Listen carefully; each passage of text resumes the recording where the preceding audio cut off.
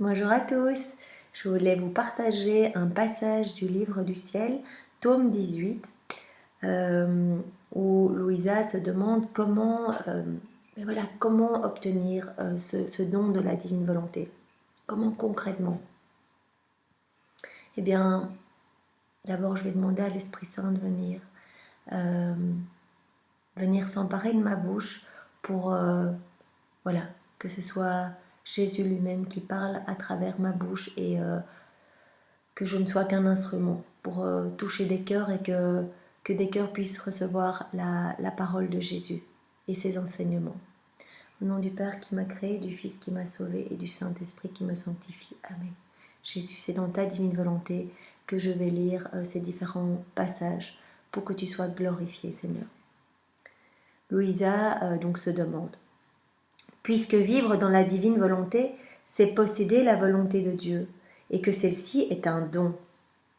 Alors si la bonté de Dieu ne se plaît pas à octroyer ce don, que pouvons-nous faire?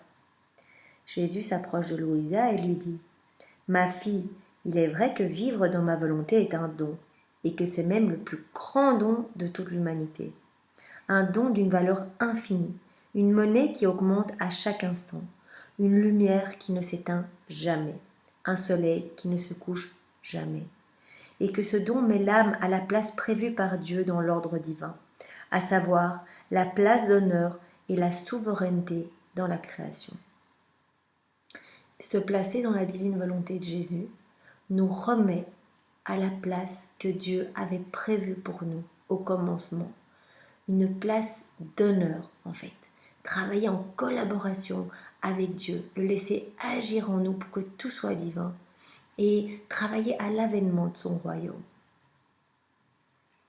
Cependant, ce don n'est donné qu'à celui qui est bien disposé, qui ne le gaspillera pas, qui l'estimera beaucoup, qui l'aimera plus que sa propre vie, qui est prêt à sacrifier sa propre vie pour que ce don ait en lui la suprématie sur tout, qui le considère plus que sa vie elle-même et qui voit sa propre vie comme sans valeur en comparaison de ce don, en comparaison de la vie dans la divine volonté. À un moment, se rendre compte que c'est ça qui est important. Je m'assure en premier, donc Jésus continue, il dit qu'il va s'assurer en premier que l'âme veut vraiment faire ma volonté et jamais la sienne, jamais sa volonté propre.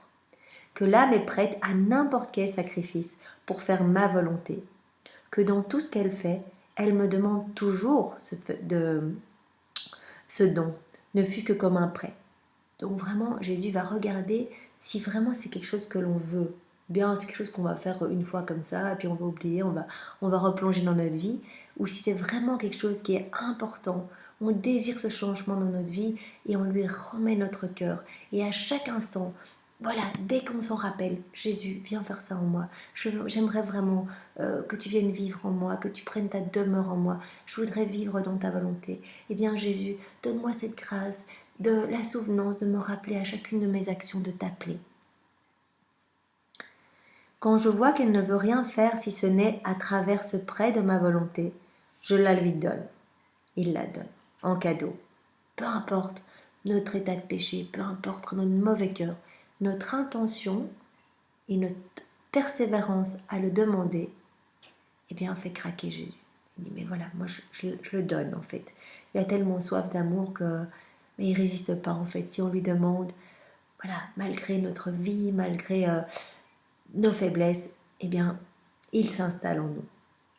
Parce qu'en le demandant et en le redemandant encore, la créature a créé dans son âme l'espace voulu pour que la divine volonté prenne toute la place. Pendant qu'elle s'habituait à vivre de cette divine nourriture empruntée, la créature a perdu le goût de sa propre volonté. Bien, c'est vraiment une histoire de constance. On va s'habituer petit à petit à vivre tout par Jésus, en Jésus et pour Jésus. Mais c'est vraiment presque un reconditionnement. Il faut lâcher les choses du monde. Et petit à petit, Jésus va venir tout nettoyer en nous. Il va nous libérer. Moi, j'ai remarqué, j'avais des choses que je faisais tout le temps avant.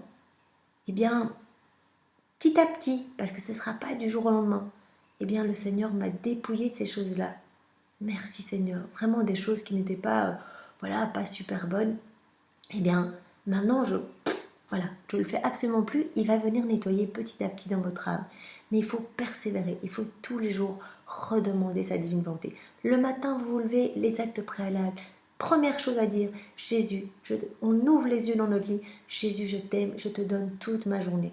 Viens, c'est toi qui vas venir tout faire en moi aujourd'hui. Je me plonge dans ta divine volonté et je veux te faire plaisir aujourd'hui, Jésus, parce que je t'aime et que voilà, ma vie sans toi, ça n'a aucun sens. Viens habiter toutes mes actions, toutes mes respirations, mes pas, mes paroles, tout est pour toi, Jésus. Et puis après, pendant la journée, lui redemander, voilà, je mange, viens manger en moi, Jésus. Je vais me balader, viens, je ne me mets pas dans tes pas.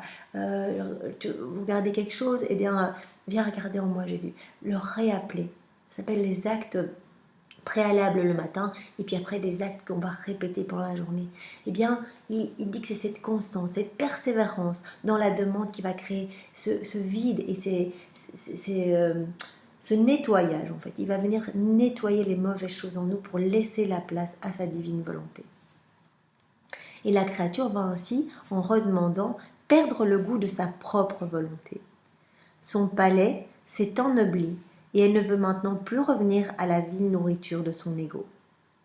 Les choses vont changer. Petit à petit, c'est lui qui va venir prendre la première place. Ainsi, se voyant en possession de ce don qu'elle a tant désiré, voulu et aimé, elle en vivra, l'aimera et l'estimera à sa juste valeur. Il faut vraiment le vouloir. Par conséquent, avant que je puisse faire don de ma volonté à une créature, celle-ci doit d'abord apprendre à en connaître l'existence et la valeur. Cette connaissance prépare la voie. Il faut vraiment, on ne peut pas désirer quelque chose que l'on ne connaît pas. Et c'est pour ça que les livres du ciel, c'est très important, parce que ça nous donne envie, ça nous donne soif d'avoir la volonté de Jésus. Moi, quand je lis tout ça, je me dis, mais c'est fantastique ce cadeau, moi je le veux, quoi. Et Jésus dit, en fait, c'est pas difficile, tout le monde peut l'avoir. Il faut le demander tous les jours. Et je le donne, toujours. Mais qui que ce soit qui le demande, je le donnerai. Mais il faut la constance. Montrez-moi que vous voulez vraiment avoir ce cadeau. C'est un cadeau fantastique. Jésus qui va s'installer en nous lui-même, qui va faire de nous une hostie vivante de nos vies. C'est incroyable. Moi, je veux ce cadeau. Donc, je prends le temps qu'il faut parce que pour moi, il n'y a rien de plus important ici. Franchement, les choses du monde, c'est pas important. Il n'y a que ça qui m'intéresse, et bien je le demande. Et demandons-le tous les jours, demandons-le. Finalement, si on vit sur cette vie pour les petites choses du monde, quoi, c'est après que c'est important.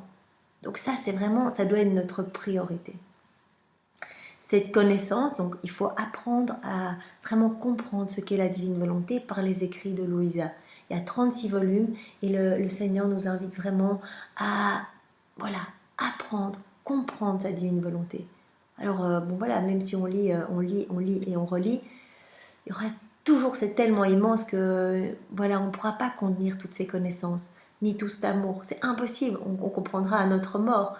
Mais on saisir quelques brèches pour pouvoir vraiment désirer. En fait, la lecture va nous donner l'envie et va nous faire désirer plus que tout sa divine volonté. Elle est comme le contrat préparatoire au don que j'envisage de faire.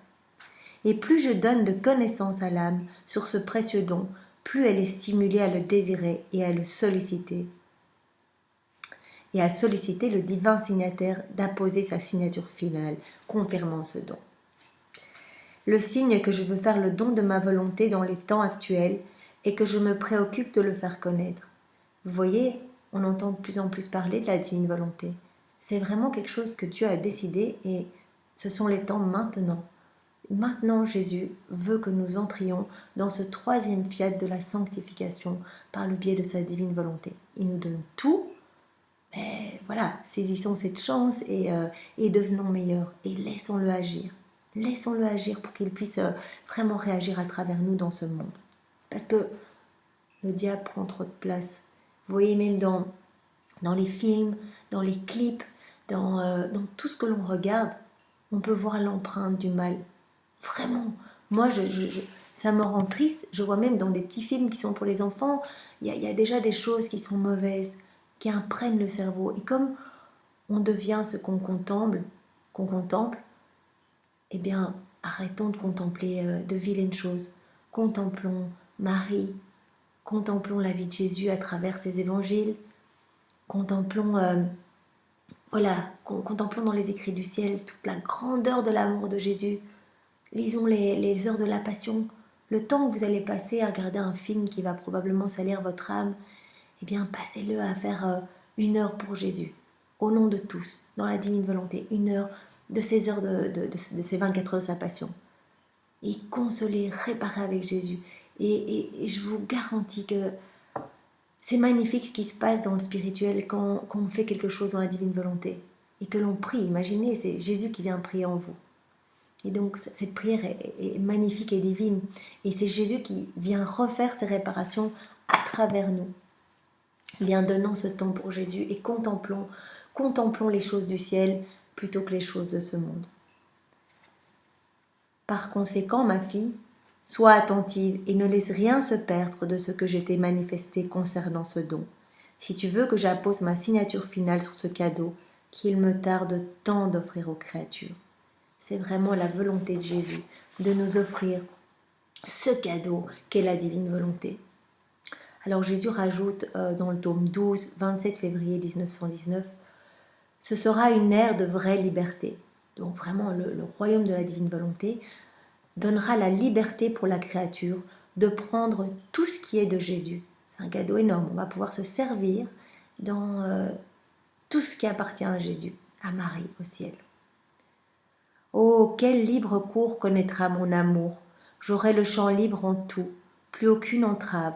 J'aurai autant de tabernacles que je veux, parce que dans la divine volonté, nous devenons les tabernacles de Jésus. Les hosties seront sans nombre. À chaque instant, nous allons communiquer ensemble, et moi je crierai liberté, liberté. En fait, il va venir nous libérer de tout ce qui appartient à ce monde, le monde des ténèbres qui nous enchaîne dans les forces du mal et dans ces choses qui nous rendent vraiment malheureux en fait. Le monde est profondément malheureux. Toutes ces guerres, ces famines, ces conflits d'ego, d'intérêt, la volonté de vouloir toujours plaire aux autres, tout ça, mais ça nous rend tellement tristes. Et donc Jésus veut nous libérer de tout.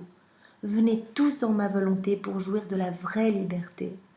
En dehors de ma volonté, combien de contraintes l'âme ne trouvera-t-elle pas? Dans ma volonté, au contraire, se trouve la vraie liberté. Je laisse l'âme m'aimer comme elle l'entend, en lui disant « Laisse de côté tes dépouilles humaines, toutes ces choses du monde. Choisis le divin. » Eh bien oui, choisissons vraiment les choses du ciel. Je ne suis ni mesquin ni jaloux de mes biens, c'est Jésus qui dit. Je veux que tu prennes tout. Il veut tout nous donner, mais c'est incroyable. Il veut vraiment, on peut tout prendre. Aime-moi immensément. Prends tout mon amour. Ton pouvoir est inférieur au mien, ta beauté l'est aussi. Mais plus tu prends, plus ton Jésus sera content. La terre fabrique peu de tabernacles pour moi. Les hosties peuvent presque se compter, sans parler des sacrilèges, des irrévérences que les âmes commettent. Oh, comme mon amour est offensé et rejeté. Dans ma volonté, au contraire, il n'y a aucun obstacle, pas l'ombre d'une offense. Les créatures me donnent leur amour, de divines réparations, une complète compensation pour toutes les malices de tous les hommes passés, présents et futurs. Donc nous sommes vraiment appelés à réparer. Et comme ça, Jésus va recevoir une complète réparation. Sois donc attentive et ne bouge pas de l'endroit où je t'ai placé et où je te veux. Donc Jésus nous veut tous dans sa divine volonté. Vous avez vu qu'il suffit de le demander de manière constante et il va nous la donner. Et cette divine volonté va vraiment nous rendre libres des choses du monde. Et on va pouvoir, dans cette divine volonté, consoler Jésus, l'aimer et lui donner vraiment de divine consolation. Ah, tu ne sais pas ce que signifie, ça c'est dans le tome 16, c'est aussi très important. Tu ne sais pas ce que signifie vivre dans ma volonté. Cela veut dire me retourner les joies pures, escomptées lors de la création. Tout ce que Jésus attendait de nous lorsque nous avons été créés. Eh bien, ça y est, nous avons enfin, par le biais de ce magnifique cadeau de la divine volonté, nous avons enfin la possibilité de lui rendre cet amour. Voilà, ce retour d'amour que nous devions lui donner et que nous n'avons rien fait, enfin nous n'avons absolument pas rendu l'amour qu'il nous donnait. eh bien, on va pouvoir le faire dans la divine volonté, avec son propre amour, ses propres louanges, ses propres bénédictions. Donc ça va être un amour divin, parce que notre amour, de toute façon, n'était que trop faible. Nous, on a une dette, mais qui est divine.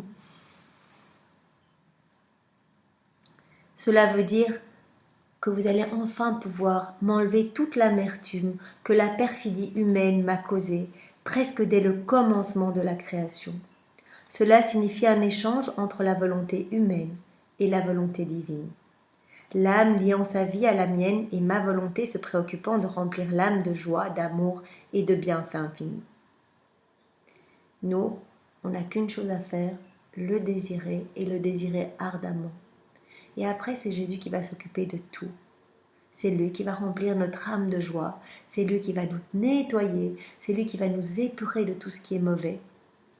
Et c'est lui qui va venir agir à travers nous pour que vraiment il soit comblé et qu'il reçoive son propre amour dans chacune de nos actions.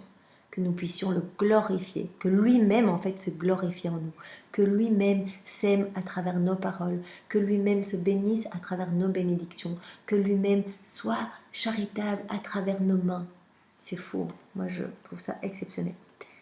Comme je me sens heureux de pouvoir donner tout ce que je veux à cette âme, parce que ma volonté possède une envergure qui permet à l'âme de tout recevoir, si bien qu'entre l'âme et moi, il n'y a aucune division, mais une union stable dans le travail, la pensée et l'amour.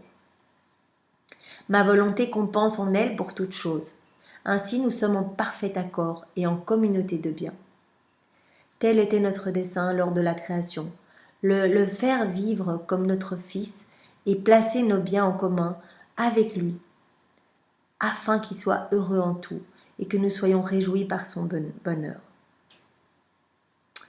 Eh bien, donc c'était vraiment la volonté de Dieu, de tout nous donner, vraiment, et que nous soyons juste dans cette réciprocité d'amour. Vivre dans ma volonté est précisément cela, nous ramener au but, aux joies, aux fêtes prévues lors de la création.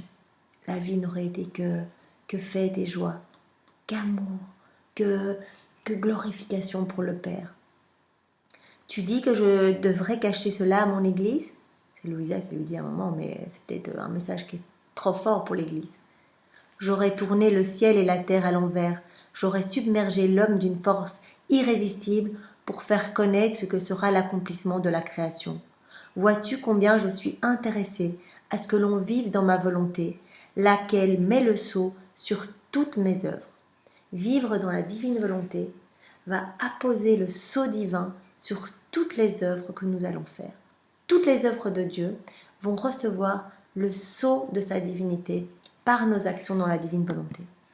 Peut-être que cela ne te semble rien ou que tu penses qu'il y a actuellement des choses semblables dans mon église. Louisa se demande s'il y a déjà quelque chose de semblable actuellement dans l'église. Enfin, en tout cas, quand elle parlait à Jésus, donc c'était c'était quoi ? C'était en 1900, début 1900. Non, non, dit Jésus. Pour moi, c'est là le tout de mes œuvres, et à ce titre, tu devrais l'apprécier et être plus attentive à remplir la mission que je t'ai confiée. C'est quelque chose de tout à fait nouveau. Et Jésus l'a même dit à Louisa, quelqu'un peut fouiller les 36 volumes dans tous les sens, il ne trouvera rien de faux, rien du tout. Et ça n'a jamais été enseigné avant. Parce que Jésus avance vraiment en son temps.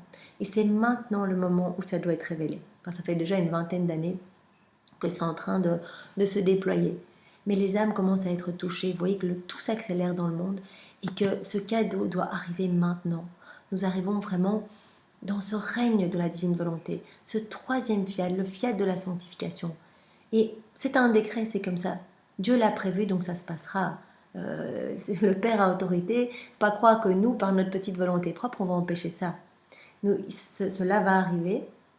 Et donc, participons activement à l'avènement de son royaume et demandons vraiment qu'il arrive et d'être des outils et des instruments entre ses mains pour que l'avènement de son royaume arrive plus vite et que plus d'âmes puissent être touchées et que tous les écrits de Lisa puissent vraiment venir embraser chacun des cœurs. Et bien voilà, c'est dans la divine volonté que je vous ai partagé ces 2-3 passages que je trouvais vraiment beaux et qui montrent l'empressement de Jésus de donner sa divine volonté à qui la veut vraiment intensément. Et vous voyez que vivre dans la divine volonté, eh bien c'est vraiment le but, c'est le but que Dieu avait pour nous au moment de la création. Et donc ça va donner du sens à toute la création. Ça va remettre vraiment tout ce qui était prévu initialement, et nous on s'est écarté du plan, voulant faire notre volonté propre. Eh bien c'est quelque part, retournons vraiment à la place que Dieu avait voulu pour nous. C'est pour ça que le titre des écrits du ciel, c'est Retour à l'ordre et à la place, retour de la créature à l'ordre et à la place que Dieu avait prévu pour elle. Quelque chose comme ça. Mais donc c'est vraiment cette place qui nous est réservée. La place dans la divine volonté, la place de la créature qui est dans un rapport de réciprocité d'amour. Retournons à cette place, s'il vous plaît, et aimons le Seigneur de tout notre cœur et demandons sa divine volonté. Voilà, soyez tous bénis et passez une magnifique journée dans la divine volonté. Demandez-la à chaque instant. N'hésitez pas, ne vous dites pas je suis peut-être trop indigne, peut-être que je fais trop de péchés, ça n'a pas de sens. Ça, ce sont des stratagèmes du démon. Pensez que vous êtes indigne? Non, Jésus est mort pour ça. Jésus est mort pour nous sauver tous. Et vous croyez que ça lui fait plaisir de voir des âmes qui se perdent parce qu'elles se sentent trop indignes? Les âmes qui choisissent l'enfer parce qu'elles ne font pas confiance en la miséricorde de Jésus? Ben c'est Judas. Judas, Jésus aurait été tellement heureux de le sauver. Mais il a choisi de se perdre. Eh bien, voilà, balayez toutes ces pensées mauvaises qui, voilà, j'ai fait un péché, non, je ne peux pas demander à Jésus de venir faire les choses en moi. Ça, c'est le diable. Jésus, quoi qu'il arrive, je t'offre toutes mes faiblesses, viens tout nettoyer. Oui, j'ai fait des péchés, oui, j'arrive pas, oui, je chute tout le temps, oui, peut-être que ça va pas du tout dans ma vie, peut-être que je retombe tout le temps, peut-être que je suis remplie de vices, peut-être, peu importe Jésus, je t'aime et j'ai confiance en toi et je veux ta volonté Jésus. Et viens anéantir cet orgueil, parce que le fait de ne pas avoir confiance en Jésus, c'est de l'orgueil. Eh bien, anéantis l'orgueil qui est en moi, pulvérise-le, noie-le dans ton humilité à toi, et que je puisse accueillir ta volonté divine. Au nom du Père qui m'a créé, du Fils qui m'a sauvé, et du Saint-Esprit qui me sanctifie. Amen. Bonne journée à tous, soyez bénis.